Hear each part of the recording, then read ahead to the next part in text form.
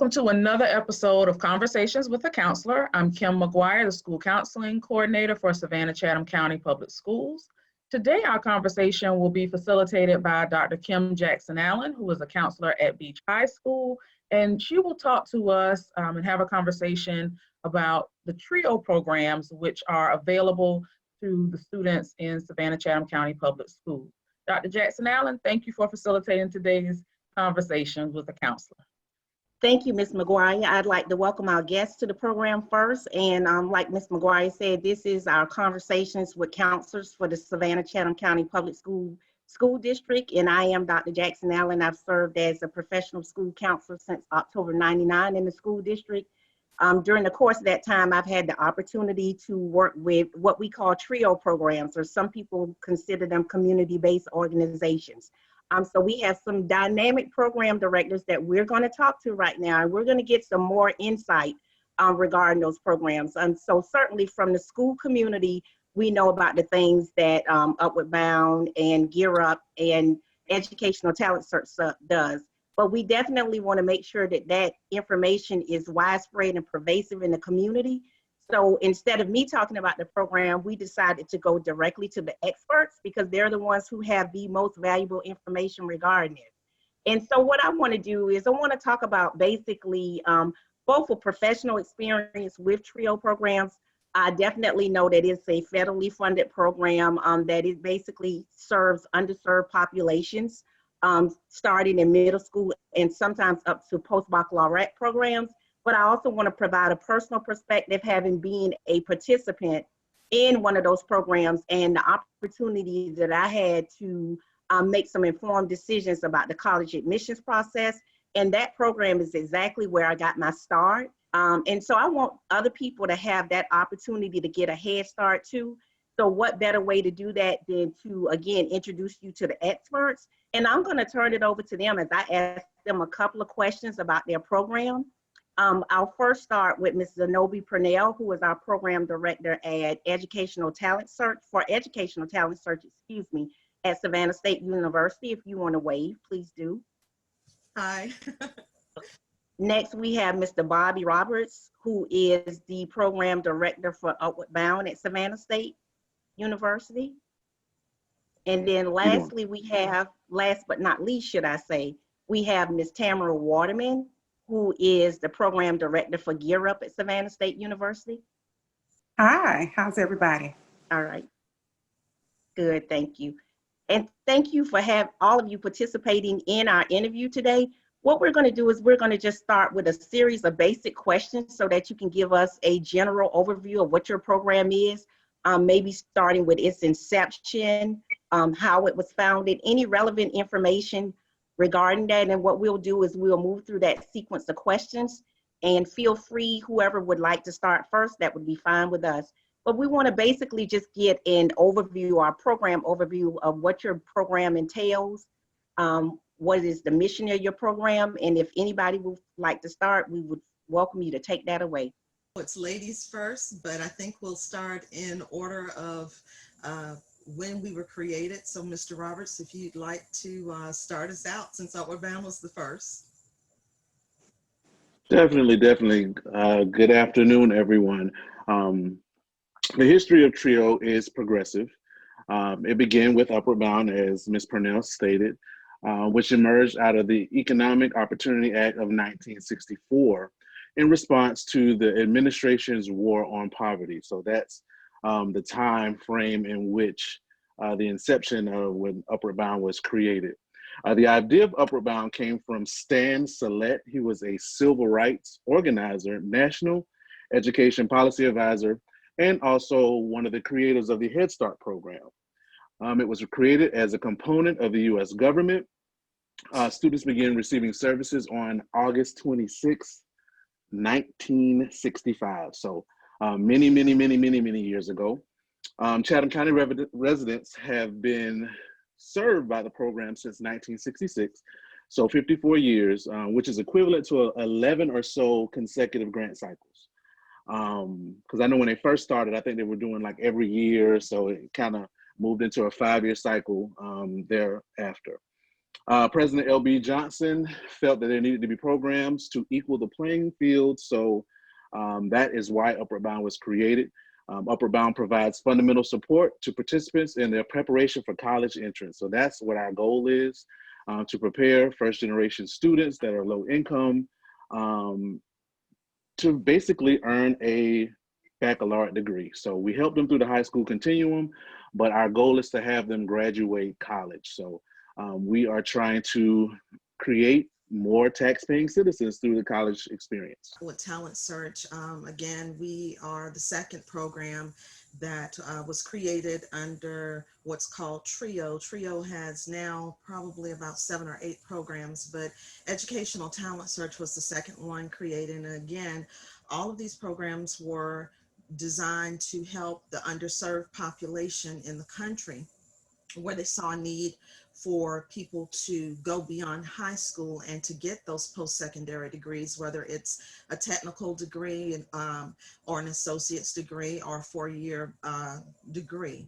And so my program came along, and we do similar things that Mr. Roberts does, but where he has the 2/3 eligibility, I have a 2/3 eligibility of low-income first-generation students, but I can also take the other third, and those thirds can be billionaires' children.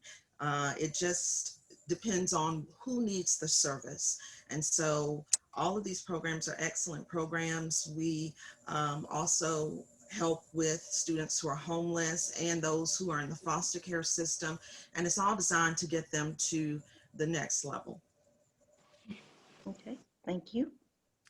Okay, so as Ms. Purnell stated, there are several other TRIO programs, but I have a shocking surprise. Gear Up is not a TRIO program. Right. Gear Up is a new program, and it is under the program was created under President Clinton's administration in 2001. In 2001, Savannah State University became the grantee of its first Gear Up grant.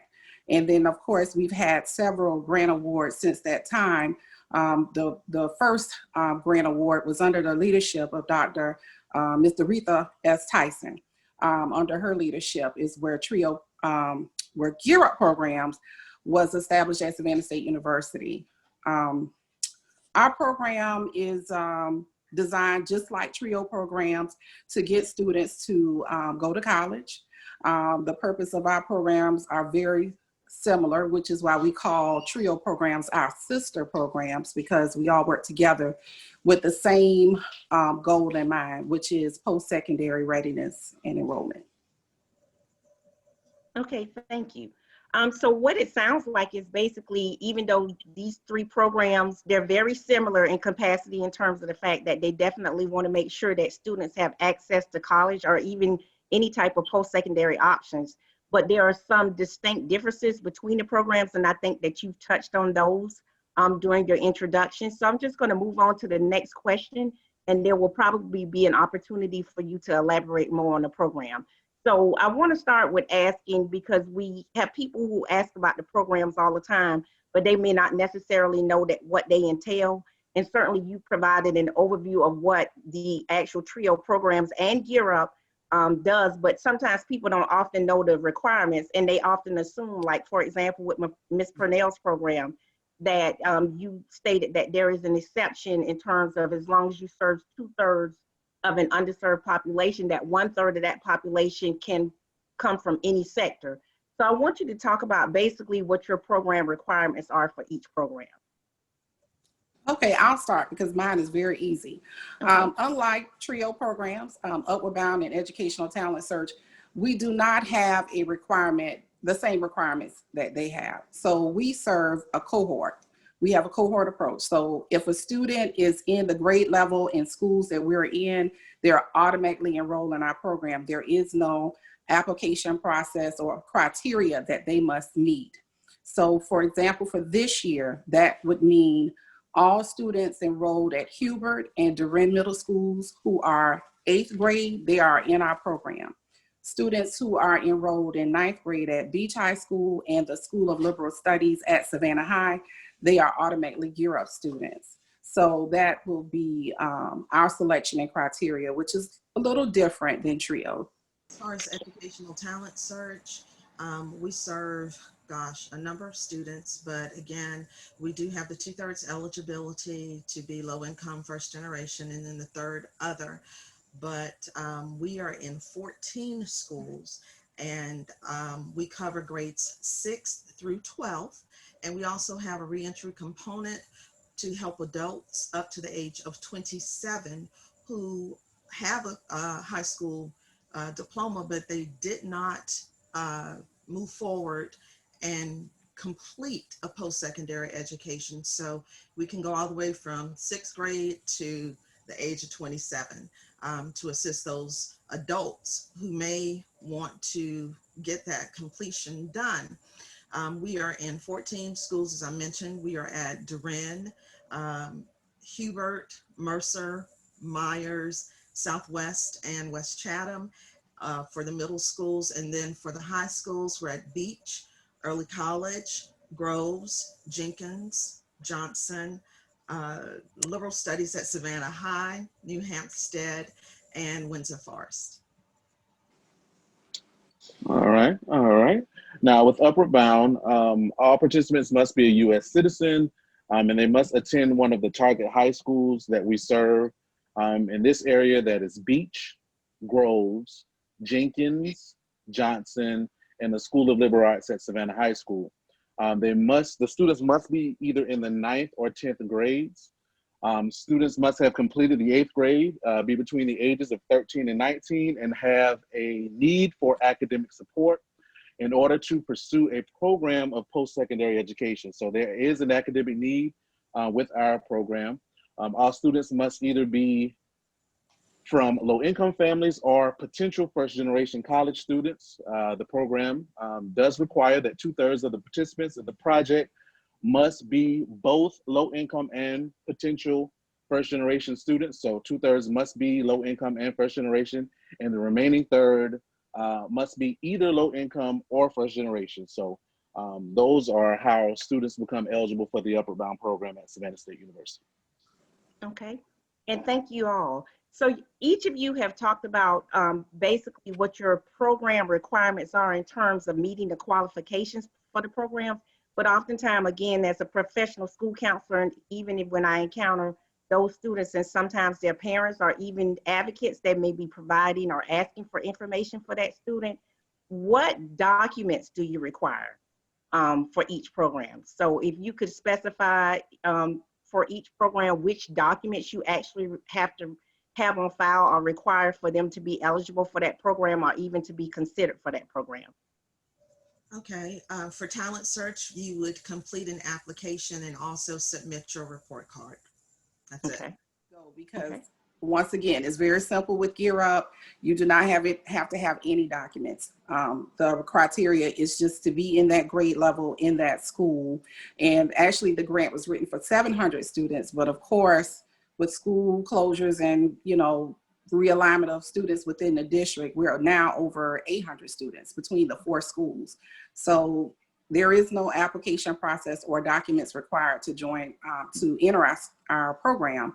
But we do get calls a lot that say, okay, I want my child in Gear Up, or I had another child in Gear Up, but I moved and I'm at Windsor Forest now. And I have to politely say that if your child is not enrolled in the schools that we're serving, we cannot provide a service to a student at a different middle or different high school.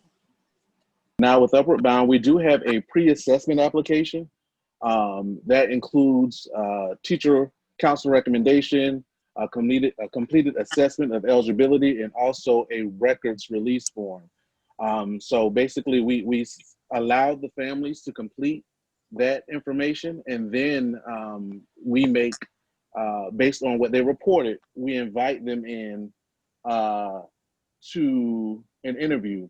And this is when we'll ask for tax documents and things of that nature, because we do provide program services for students that have need.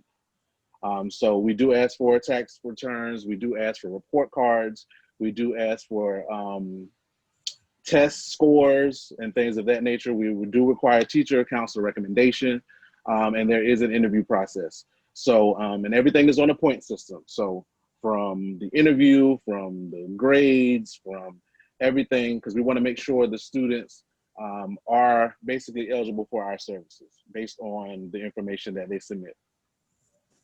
Okay. Also And say on our end that you don't necessarily have to be in one of those schools that we serve. The grant is written for those 14 schools, but if you have a need for the service, or if you transition, you were in talent search and you transition to one of the schools that we don't serve, we can still offer those services to you per the U.S. Department's permission. And also too, Dr. Jackson Allen, even though Gear Up does not have a criteria, and the reason I would think that the Department of Education did not provide one is because the grant is written for the schools in the district that has the highest need. So that would be our schools that have a lot of, a high number of free and reduced lunch students, that have the lowest test scores or and the lowest promotion matriculation. So those are the schools that Gear Up grants are written for. So the majority of the students in our schools have the need. So they don't see it as a need to have an application or criteria process. okay, so there are some, even though each program has certain guidelines, it sounds like there are some exceptions to that criteria, potentially based on a case-by-case basis. Okay. Yes. Okay. Okay, thank you. Now, what I want to talk about now is what everybody has been talking about for probably since March 13th. And you know that we are treading waters in unprecedented times in terms of everything that we're doing virtually. So we're all, regardless of the capacity of our position, we have been thrust into this role. It has been an adjustment, a very unique adjustment. I think that's an understatement in describing what has happened since March 13th. But we all know that it is a priority that we continue to serve students. So in me asking that, I'm going to ask you, how are you treading the waters and adapting virtually to serve your students? I'll kick off with that. I'm actually online right now watching 3 rooms of my students being engaged now. So basically since March, we have gone completely online. WebEx has been our friend, being still able to offer services, tutorial assistance, academic counseling. We've done workshops. I had a video producer online last week, Thursday, for the students. So he talked about his career and the commercial that was being displayed on Sunday during the football game. So we are still offering services to students. We're just doing it a little differently. We're using loads and loads of technology. We're still providing supplies. I went out and bought school supplies for the students, and we had a supply pickup day and gave them book bags and masks that they can wear. So still supplementing the students in the best way that we can, because our goal is to continue to have them to go to school. And we're removing those barriers, and that's what our goal is. We see our students 18 times a month, still virtually, seeing them 18 times a month. We have our daily after school sessions. We have curtailed the times a little bit because of the attention span. I know some adults can't be on the computer for 2 hours straight. So definitely making the adjustment for that. We just had a Saturday session where we partner with the College of Education on this past Saturday, and the students did a STEM activity. They built neighborhoods, virtual neighborhoods, and they picked up supplies. So we're just adjusting. And you know, people are saying this is our new normal. We're just making it continue to work for our students. We're going to have a stipend pickup day where they're exercising social distancing, because we're still providing, like I said, the services have not stopped. We had a virtual summer experience for 6 weeks where the students got online for 5 hours each day, had wellness. I mean, so we're still doing what we do. We're just using the fiber optics of the internet to see these first generations students through to the next level. Okay. And I would add ditto. We're having to do the same thing with Gear Up. We also had a 6-week summer program held virtually where our kids were online for 4 hours a day. I was really surprised, and I commended them for them being able to stick it out for 4 hours a day for math, science, and ELA instruction. So we're still required by, with our grants to provide services. So we're still doing mentoring with the students, counseling sessions with the students, Saturday sessions with the students, all via Zoom or WebEx. We still have for Gear Up program partners working with our students in both schools virtually. So all of our partners, they were like, yes, we would like to continue on by any means necessary. So just because we are not physically in place with the students doing face-to-face counseling services, we are still able to offer our services virtually to our participants, and we're excited about that. Okay. And for talent search, we did the exact same thing. So as Mrs. Waterman said, the Department of Education still expected all of our programs to carry on, and we had to submit information to them regarding how we were going to do that. So we, as the talent search program, switched to a virtual platform as well. And we did the majority of our classes through Google Classroom so that the students would be familiar with that. So we created Google Classrooms for them. We had an 8-week summer camp this year.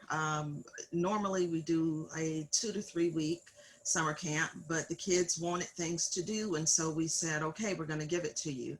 And so we concluded the first summer camp, which was 4 weeks. And they said, we want more. So we did an additional 4 weeks for them. But the students were able to have webinars with different guest speakers. We did a lot of motivational things. They took individualized classes. They did art, they did foreign language. So anything that we thought, you know, of course, the academic classes with math, science, social studies, and language arts. So anything that we did with them during the normal course of the year, we just took everything virtually and did it that way. Mm-hmm. Well, we definitely know that all of the programs provide an essential academic piece that supports their secondary options or even their middle school options. And so a lot of the things that you talk about are services that you provide.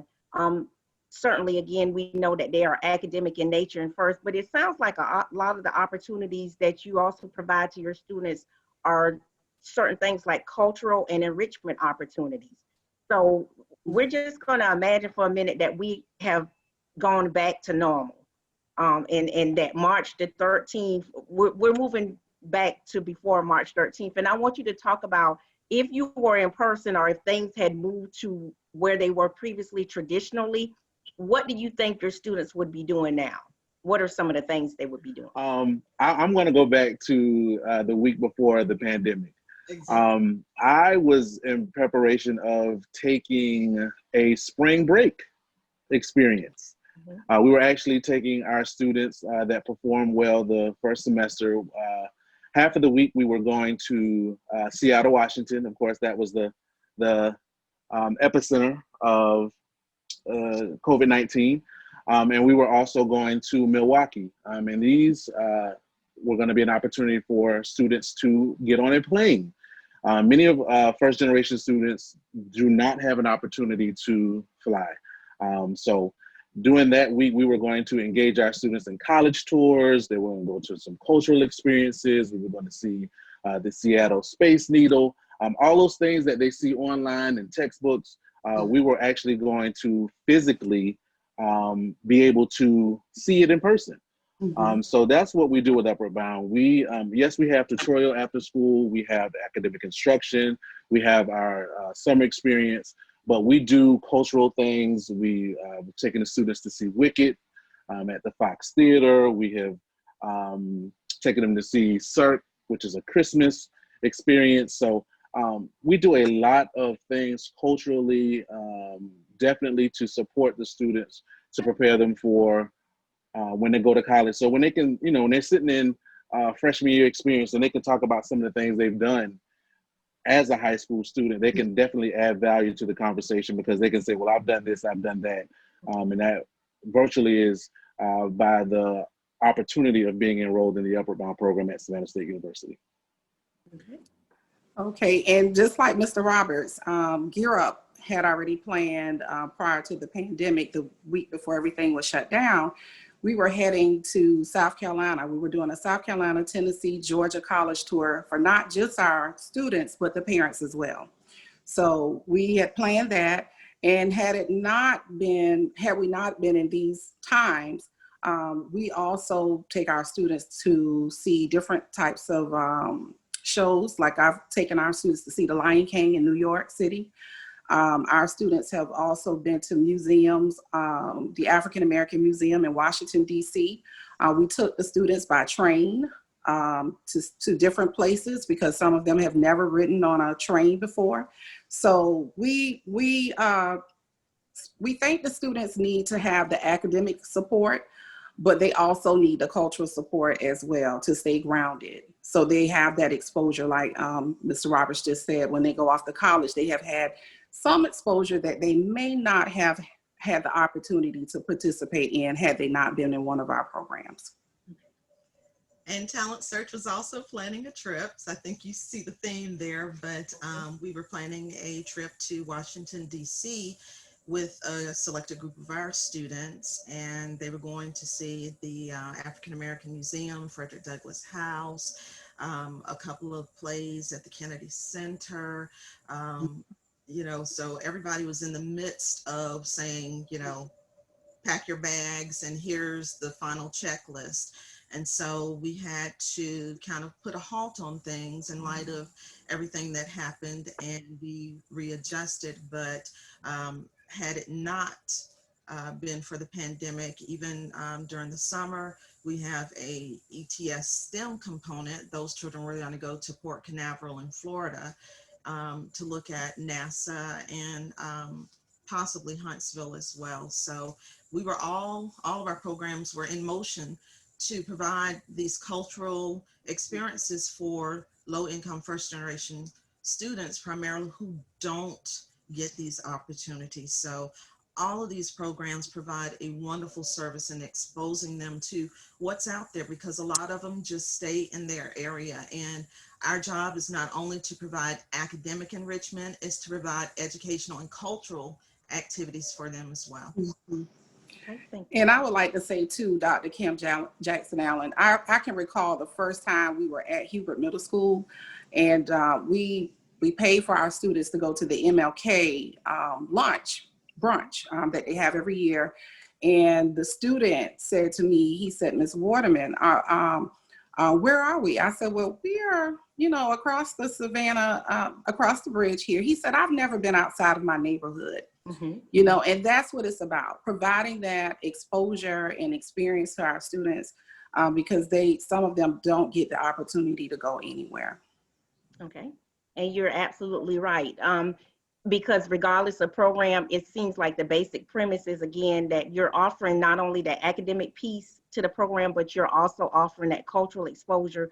So when students are introduced to different environments, they'll know how to appropriately react in those environments. And that's definitely very important for what we consider our underserved students. So as we move through the interview process, I know, you know, if I had the option of choosing, I'd probably want to be a part of each program. All three of you provide some excellent opportunities for students. And for me as a school counselor, I would endorse each of them.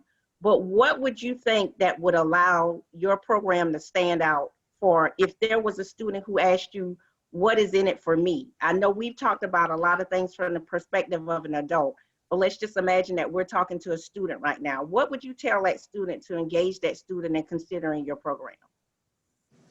I would say to the student that they need to find what's their fit, where they fit in. And each of our programs have a uniqueness to them, although we are all the same. Our purpose is the same. For Talent Search, we serve annually 955 students, and that sounds like a lot, and it is a lot. But we have 5 program specialists that go out into the schools, and they personally work with each of those students. So you're not getting someone who's not going to work with you. They're going to be hands-on with you, giving you that enrichment that you need. If you're looking at how the world functions and dealing with global issues and people on a global level. We also have partnerships with schools in South Africa and also with people in Ghana. So if you're looking for internationally how you can connect with the world and see what's happening in their part of the world, for example, how is COVID affecting those particular countries, and how do they deal with issues such as, or how did they deal with issues such as apartheid? Those are some of the things that we have. So I don't make a distinction with the programs because you get so much out of all of them, Right. and it's just who you fit in with. I'll let Mr. Roberts talk about the one-on-one with the Upward Bound students in terms of academics. With my program, because we serve so many, we do an online program to provide academic assistance where they have tutors 24/7, but his is a little bit more distinct with that. So I'll let him speak to that. Yes, with the Upward Bound program, we are funded to serve 139 students. So yes, we have a smaller population. There is individualized one-on-one support that the students receive. We do have academic instruction. So we hire teachers to help them with experimental topics and what they're working on in the class at that time. So there's a lot of individualized, like I said, because we serve fewer students, so we are able to do more. We're actually able to see them more. Like I said, we see the students 18 times a month. That's a whole lot. I also tease the students that I say, y'all don't even see your grandparents 18 times a month. But you have an opportunity to get additional support through our program, and also we do provide a stipend. It's not a lot of money, so people are like, oh yeah, y'all give a stipend. So, but no, the stipend it's only like $1 a day, $2.50 a day. So it's not really a lot of money. They can go work a job to get more money, but they value the Upward Bound experience because of the support that they receive.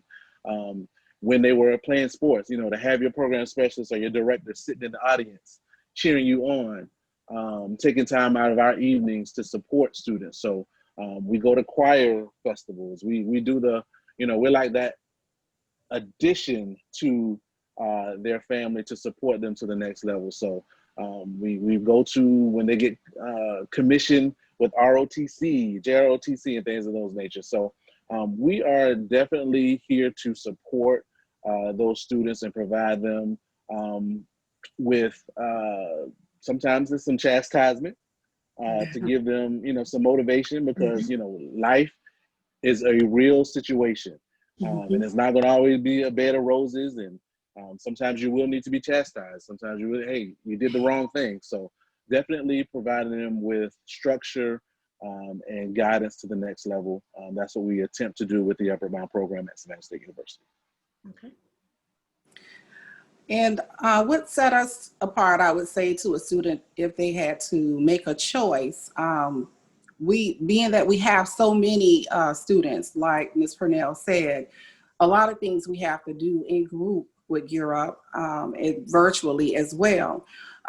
So we have tutor mentors that work in our classrooms at the schools that we're in. So that gives the students every day a connection with someone outside of the teachers. Someone that can say, okay, I did not see you yesterday. Why were you absent? To walk around and assist the students who are not having a great day and try to make their day better. We also have partners, a list of partners that are affiliated with our grant. So for example, we have a health initiative. So students have speakers that we arrange for speakers to come in from St. Joseph Candler Hospital, from the African American Information and Resource Center here in our community. They work with our students. They have someone that come out to see our students twice a month. We also have a partnership with Learning is Key Educational Services that provide SAT and SAT test prep and test taking strategy workshops on Saturdays. We have another organization that's called the Males Advocating Change that meet with all of our with a select group of our males in our program. So that person meet with our male students monthly.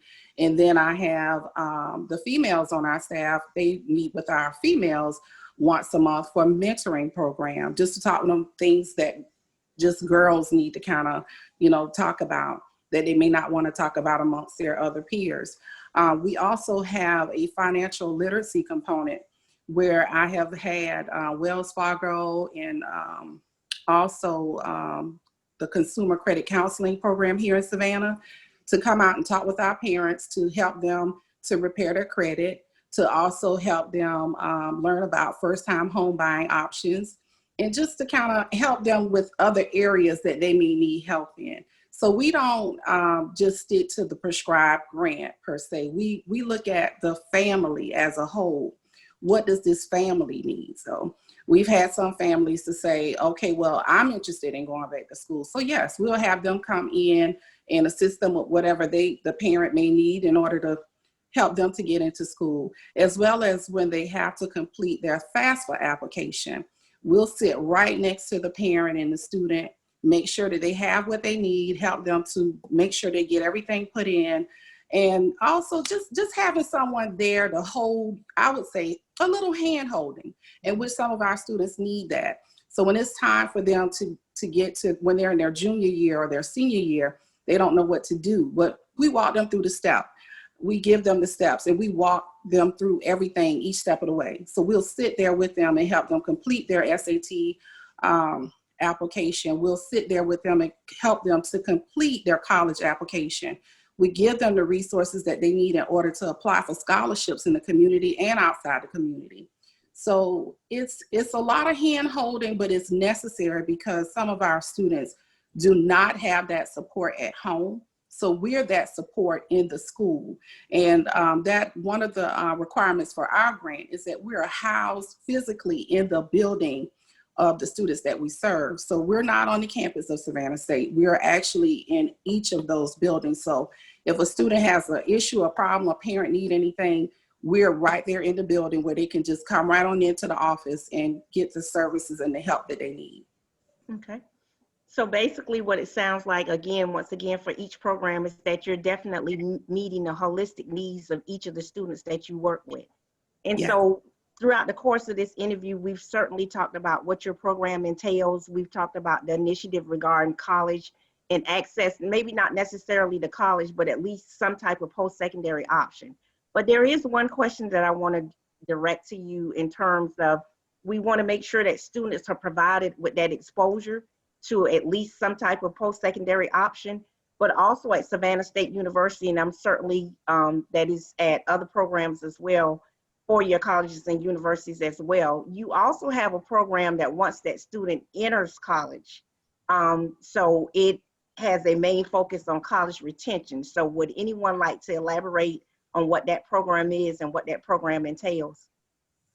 Third original TRIO program, and it's student support services, and they do the same thing that Upward Bound, Gear Up, and Talent Search do in the secondary level, but they help you on a post-secondary level. So they have individualized labs that they will assist the students with, so you don't have to go into a general lab with other students. They have a quiet place where you can actually go and learn. They have books available if you were not able to purchase your book.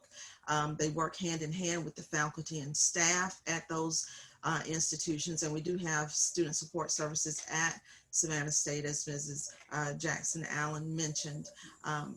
They take you to that point where you're getting that degree, and then they hand you off to the next TRIO program. So it starts when you're small in the 6th grade, and we go all the way up with the TRIO programs to where you can earn a PhD. So I'll let Mr. Roberts explain as well what student support services does. But they also have the grant and aid that the students can receive. So they're getting a stipend as well to kind of help them out, because as we know, college can be expensive, and it helps them with just having a little extra change in their pocket. So if they need to purchase different types of books and things like that, that's where that would come in. Right. And also too with student support services, they have a portion where they assist students with disabilities as well. So there's definitely some assistance on every level for students to get prepared for obtaining that bachelor's degree. And Dr. Jackson Allen, what people also don't know, or may not know, is that Gear Up expanded its grant to serve students through their first year of college. So this is our second grant. We've had one freshman cohort just a couple of years ago that we just serviced, but we work with student support services. We partnered with them last summer. They allowed us to use their lab, and we are responsible for making sure that those students have all the tools that they need for, you know, how do you talk to your professors, academic advisement on the classes. We encourage them not to wait too long to, you know, get ready for the next semester. And we also brought in speakers to come and talk with them about financial literacy, how to manage their financial aid money, and also to give them tutoring. We also provided tutoring to that cohort. So Gear Up starts with 6th graders, but we follow the same cohort all the way through their first year of college. Okay, thank you. So And Dr. basically, Jackson, okay, yes, go excuse ahead. me, one more thing, Dr. Jackson Allen. With Upward Bound, we do have a bridge component as well.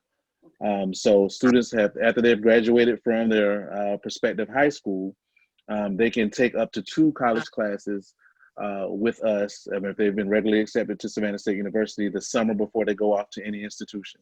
So that's sort of like a gift, a hand up to prepare them for the next level. So we pay for the tuition, I buy the books, I also give them a work study experience. So I find opportunities on campus for them to work, preferably in their major area, so they can have some type of experience as they transition to a college student. Mm-hmm. Okay, thank you. And speaking of what you just said in terms of bridging the gap, that was one of the final questions that I had for you is, both Ms. McGuire and I are on this call, or this conference call, should I say, and I'm asking the interview questions, and she, again, still serves in the capacity and working with school counselors as our school district's coordinator. But what do you see the school counselor's role is in bridging the gap between these type of programs? Well, I just want to say thank you. I have been working with some dynamic school counselors throughout this experience, and just, you know, continuing to have counselors serve as advocates for our students, connecting them to resources, seeing, because, you know, you see the students more than we would see them once. You know, once they come to us, then we're seeing them, but being able to connect them to supports that will continue to help them thrive and to become these great young people. So just thank you for allowing us in the building and supporting us with any documentations that, you know, we need. We need transcripts, we need test scores, we need teacher recommendations, counselor recommendations. You know, you all are very, very instrumental in connecting us to students and supporting us once they become our students. So thank you very much. You are welcome. Hey, ditto. We couldn't do what we do without the counselors. So again, from the bottom of our hearts, thank you so much, because you make that connection for us to those students who have those needs, and you connect those students to our programs so that we can reach them further along. And also, like Mr. Roberts said, providing just about everything that we need when we're out there in the schools, we go to the counselors. So you play a huge role. We could not pay you enough for everything that you do, but you are so key to helping us make those connections that we need. Okay. Yes, we definitely would not be able to do our jobs without the assistance of the school counselors and administrators of each of the schools. You know, it's a blessing to be able to have someone to go to, that we can go to for some of the things that are required for our grants that we must certainly have, and you all understand that. you know, in order for us to continue to provide the support to the school, we need that partnership. And that's what I see the counselors are, as our partners to our program. So definitely thank you, Mrs. McGuire. Thank you, Dr. Kim Jackson-Allen, for not just this opportunity to share what we do and to get it out in the public and to those who need the services. And we just I appreciate you both. Okay, thank you. Well, this is definitely going to wrap up our interview, but what I want to say is I'm a parent. Earlier, I was a student, so now I'm playing the role of the parent, and I've seen this interview, but I have further questions. So tell me how I can get in touch with each of you to ask these questions that I have. Okay, anyone that is interested in knowing or learning more about Gear Up, or even if a person would like to partner with our program, they are welcome to email me. And my email address is Waterman, WATERMAN, @savannahstate.edu. And our phone number to our office is 912-395-3201. They're welcome to email me personally or give us a call, and we'll be able to answer whatever questions they have about our program. Thank you. And you can reach Talent Search at talentsearch@savannahstate.edu. You can personally reach me at Purnell Z, that's PURNELLZ, @savannahstate.edu. And our office number is 912-358-3479. All right, and with Upward Bound, you can reach us at upwardbound@savannahstate.edu. Also, if you want to reach me directly, I am at Roberts, ROBERTSB, as in Bobby, @savannahstate.edu. And our contact number is 912-358-3477. Okay. Well, I'd like to wrap up this interview and thank each and every one of you for taking your individual time to participate in this interview process.